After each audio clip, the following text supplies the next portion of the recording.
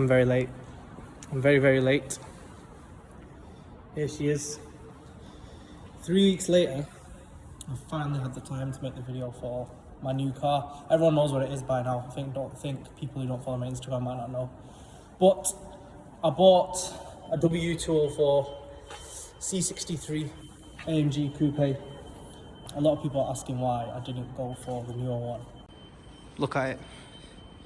There's no question in my mind as to why I bought this one over the newer one. And the main reason, besides the looks, is the engine. Let's get some exhaust notes. Are you ready, yeah?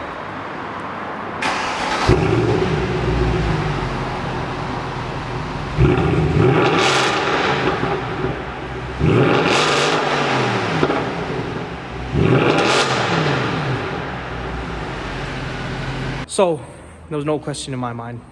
With a car that looks like that, sounds like that, this is the exact reason I want this. But today, we're 3 weeks late for my walk around, so we've got a lot of catching up to do. So now, I'm gonna walk you through the whole car. We have a special guest today, by the way. Anyway, so, the first thing was, it had to be black.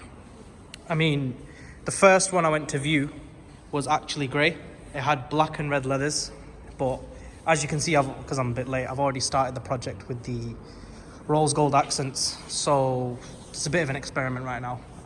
Not sure if I'm going to keep it or not. But once I'd decided the car had to be black, I mean, just like my Golf, it's going to get murdered with a few colours, with a colour accent across it. The red seats were something I always wanted since I was a kid with this car, because I wanted this car for like 12 years. But when it came down to thinking about how I'm going to do the build on it, I realised the red seats wouldn't work with the rose gold. So that's why I had to go with the white seats, which you see in the front of the clip.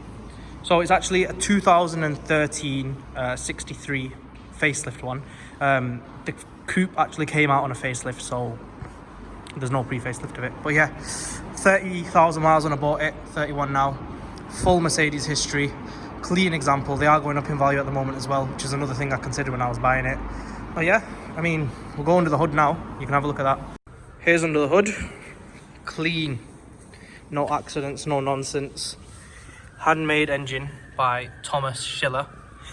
6.2, even though it's got 6.3 written all over it. Handmade 6.2 engine. Beautiful. The exhaust note it makes, undeniable. At the front, mods wise, sorry we had a little police interruption there. I've done a D-chrome on the front. Obviously I've done that in rose gold. That with like a starry effect. I'm just experimenting right now, to be honest, because it can always come off because it's a wrap. But yeah, that's what I've done on the front so far. I've put my private plate on. That needs to go black yet. Splitter kit, you know, all the mods are yet to come. The wheels were actually diamond cut when we picked them up, but they were curbed. So when they were getting done, I just thought, let's go black, because I just thought it suits my look a bit more. Not too much of a big fan of silver wheels. They were diamond cut, but they're going to get changed anyway eventually, so at the moment black remains. I have already had the windows tinted as well. They had no factory tints at all, so I've had them done all the way around, so just kind of blends in with the car a bit more. As you can see, when you see the whole car, it just gives it that more balanced look. I am thinking of doing a chameleon on the front windscreen just to blend that a bit more as well, but we'll see when the time comes, because I know there's a bit of a funny thing with the different shades on the chameleon windscreen, so I'm just going to see what I can do with that. The inside was a sketchy one, like I said, because the red and black that I always wanted couldn't really go with the look I'm going for. So on the end, there was they get two options. You get the full white like this, full ivory, or you can get the ivory with the black inserts. And I was always tempted towards the two-tone, but once I seen these, no shadow of a doubt. I know it's gonna be hard maintaining. I've just had them clean today, but the car's only got 30,000 miles on it, so it's mint inside. The seats are like brand new. It's unbelievable. The whole car inside is like it's brand new. It's ridiculous how nice it is. Even outside, it's shining. I've not done anything. I've just had it washed. I've not done anything specifically special to it yet today to just wash it. I've just had a quick little wax on it. But the car is mint. For a 7-year-old car, it's like you can't tell it's 7 years old, and it's got a private plate on it, so you don't know the exact age anyway. But everyone who knows their cars knows that this car is at least 5 to 6 years old now in 2020, and the condition of it is just, that was the main thing for me, because I'm probably going to keep it and sit on it as an investment. Everything I'm going to do is going to be reversible anyway. So when I do come to selling it as an investment, it's all removable. Coupe for me, coupe was very important for me because it gets the double pan roof, which I'll show an inside shot of now. You get the full glass roof inside, and obviously you have the big rear windscreen. So inside, it's just like, it's something else that's going to go with my project, because in the saloon, you can only get the small sunroof that goes at the front. No pan roof, no sliding tilt. I think it does sliding tilt, but it's a little sunroof, so it doesn't really have any value inside. And also in the coupes, the other thing was the seats here. You've got the electrically adjustable headrests. The seats are a different style, they look a bit newer. So for me, the coupe was a no-brainer. It's a lot newer. For a 6-year-old car, 7-year-old car, you can't tell at all that's a 7-year-old car. I don't feel it. The only thing I do feel is the infotainment system, which is getting changed anyway. That's something you're going to see in the next video. You get all these little 6.3 accents here and here as well. But everyone knows it's a 6.2. Just one of them things, the way Mercedes have branded it. But yeah, I'm going to show you around the back of the car now. So the rear end is still very nice for a 7-year-old car, like I'm saying. You get the quad AMG tips. You get a mad diffuser, which you wouldn't expect from factory, but that is factory. You get the lip spoiler there as well. That's not staying. Neither is that diffuser. They're both getting changed. You get LED taillights as well, which is to my surprise. Free facelift, don't think had them. So yeah. I have de-chromed the silver panel that was here. I have had that done already. That was part of the de-chrome that I had done. Like I said, I had the rear window done as well. That's a limo on the back and on the two backs as well. The black wheels as well on the back. But yeah, I've obviously not done really much to it just yet. I've just had it, I've been busy at work. But yeah, compared to the Golf, it's a different car. Obviously it's different, it's a coupe for a start, it's an AMG, it's a rear wheel drive. But to my surprise, having the Golf with that 4-wheel Haldex system that you can just boot anywhere pretty much in any weather conditions. This is, in the rain it's bad, but it's actually not that bad general driving. I put my foot down here and there in the dry and it sticks. I don't know if it's because I've got good tyres, I have been told they're good tyres, but it sticks quite a lot. It puts its power down, and it's 457 brake stock, so you do feel it. The gearbox, you do feel it. It's a bit slower. Obviously it has no turbo either, it's fully naturally aspirated 6.2 litre, so you do slightly feel it, but once it's put its power down, once it's going through the gears, it's rapid, very very very fast. I think my one is probably limited to 155. I've not tested it yet, so I don't know, but it puts its power down, and if I put a map on it and stuff, then it's going to be a different league of power. Obviously if you've seen Shazan's video, the reveal of the car, you'll know that this has been my dream car for like 12 years. Since the day it came out in 2008, when I seen Jeremy Clarkson's review, I've always wanted one. Always wanted one. And obviously today I'm 23, going on 24, and I've finally found a position where I've been able to get one. And when I first got in it, the one thing I was always worried about is it going to live up to the expectation of all the time? And I'll be honest, in the first 4 days, I was very sketchy. I was a bit disappointed. I felt it was a bit sluggish. Didn't give me as much as excitement as I thought it would. And all the hype there is around AMGs, I felt like it wasn't there. And that's when I was using, obviously, Comfort, which I expected it in. I used Sports Plus, and I just didn't really feel it. But the game changer was manual mode. I'll show you inside now. So the game changer for me was Sports Plus and Sport were okay, but the real game changer for me was manual mode. That's where this car comes into its own. So obviously it was my first high-powered rear-wheel drive car, so I don't want to start throwing the traction off straight away. I know how to drive them, but obviously don't want to risk anything just yet.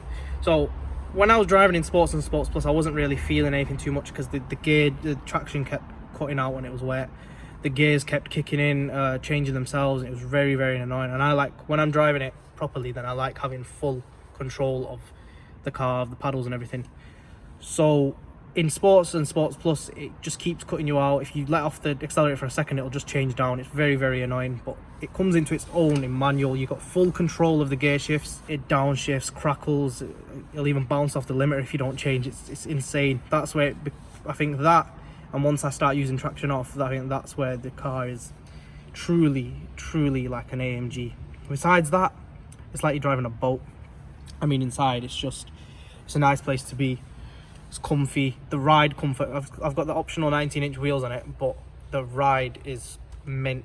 Compared to the Golf is rough. The Golf isn't even lowered either. It's just sat on 19s as well. But this, it's like you're driving a boat. It's when you're sat in it and you're not putting your foot down, it's literally how you'd expect a Merc to be, a Mercedes. Insane. But the second you put your foot down, it's a different animal. The sound, the exhaust tune. I'm going to do a proper video. It's a bit dark today and all this lockdown stuff's going on, so I don't want to put my foot down too much around here and get stopped. But it's a different car.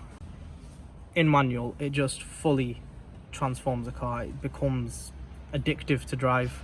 I've still got the Golf, as some of you may know, and when it comes to picking every morning, it's very, very hard to pick, and I end up in this because it's the best of both worlds. When you want to drive about the Golf, when you want to drive it about, it's rough, and it's like it's always ready to go. This, when you don't want to put your foot down, I keep telling my mum to drive it. She won't drive it, by the way, but I told her, like, when you don't want to put your foot down, it's just any other car. You can just drive it like a normal car, cruise about, blah blah blah blah. But the second you get in the mood to put your foot down, the true AMG in it comes out. The naturally aspirated sound, I don't think you can beat. I honestly think it's the best sounding car in the world. I don't think you can beat the sound of this car. Even everyone thinks it's modded because it's that loud. People think it's got some kind of exhaust mod in it. It's stock.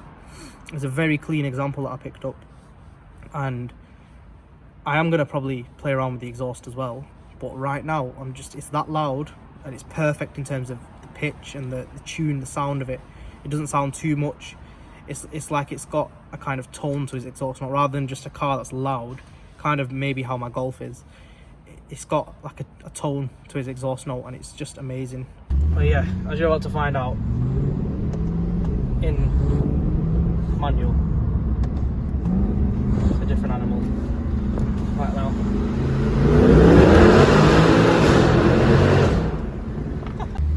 When you want to cruise about, it's a bit grumbly. Obviously it's a 6 litre, but it's a nice car, easy to drive. I told my mum can even drive it. Very, very, very easy to drive. But the second you want to go, pop it in sport if you really want to hate sport. Different animal. Right to the arm, and then get into manual, drop a gear, drop a gear, drop a gear again.